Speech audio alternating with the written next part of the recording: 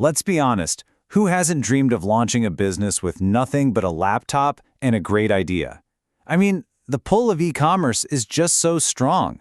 It's this promise of financial freedom without needing a ton of cash up front. So today, we're going to build the real playbook for getting an online store off the ground with almost no money. This quote just nails it, right? You watch a few videos online and pretty soon you're convinced that dropshipping is some kind of automatic wealth machine. You see a world with no inventory to manage, no shipping labels to print, and you think, wow, I found the secret key. But is it really that simple? Is it one of those set it and forget it deals? It's time to bust that myth wide open and really dig into what it actually takes to make it. Okay, let's get right into it. The single biggest mistake that beginners make is having totally unrealistic expectations.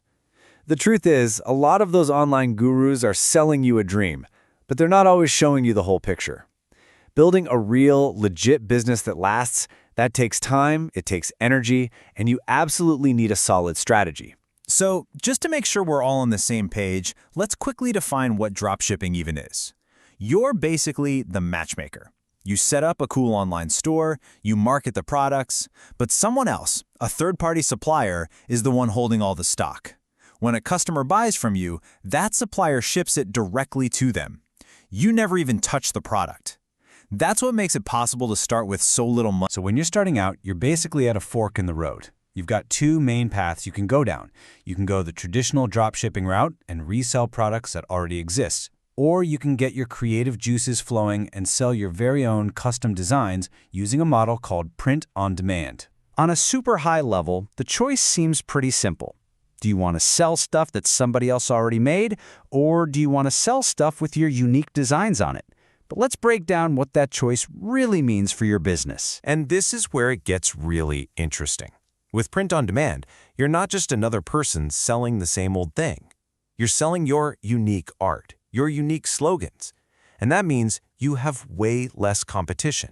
That directly impacts your bottom line.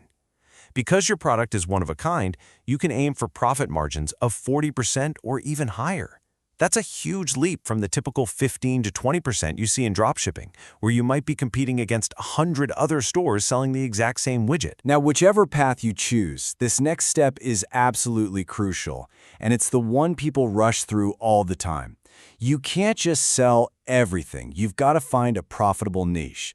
That is the foundation of your entire business. You don't want to be the dropshipping version of Amazon. Specialization is your superpower. By narrowing your focus, say, to custom leather dog collars for large breeds, instead of just all pet supplies, you can target your marketing with laser precision. You can build a brand that really speaks to a very specific group of people. So, how do you actually find this goldmine niche if you don't have a big research budget? Well, here's a great little method you can use for free. Call it focused brainstorming. Just start by making a list of things you, your friends, or your family have bought online recently. Then, and this is the most important part, you filter that list. Ask yourself, is the competition insane? Is the price high enough?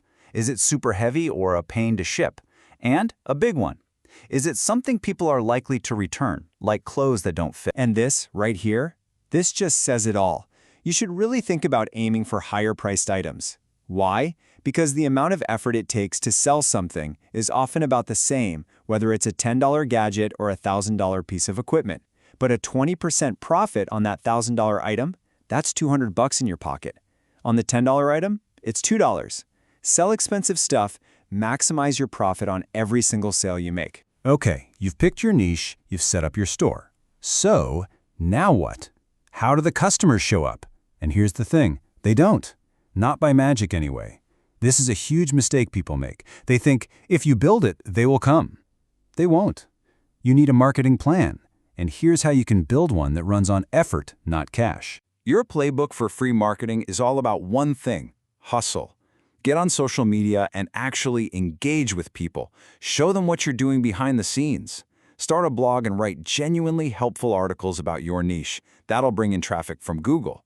Go into forums and subreddits and become a trusted voice, not just a spammer.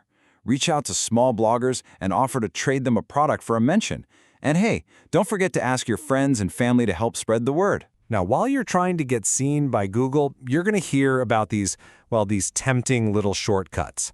They're called black hat SEO. Just think of the bad guy in an old Western movie wearing a black hat. That's what this is.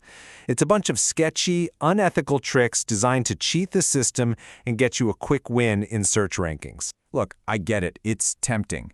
But let me be super clear. The punishment is just not worth the reward.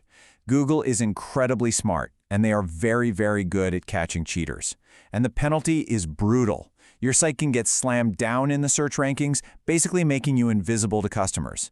You have to play the long game. And that brings us to what is maybe the most important piece of this whole puzzle, your mindset.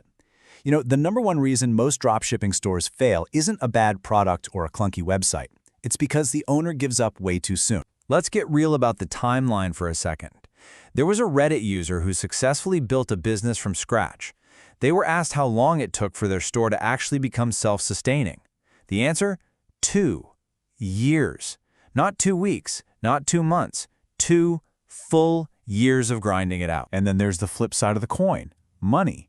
Another experienced seller on Reddit gave this piece of advice to beginners. They said you should probably have a starting budget of around $10,000. And why? To avoid, and I'm quoting here, wasting time learning how to lose money. That contrast between 2 years of time and $10,000 of capital, it really puts the required commitment into perspective, doesn't it? So let's wrap this up.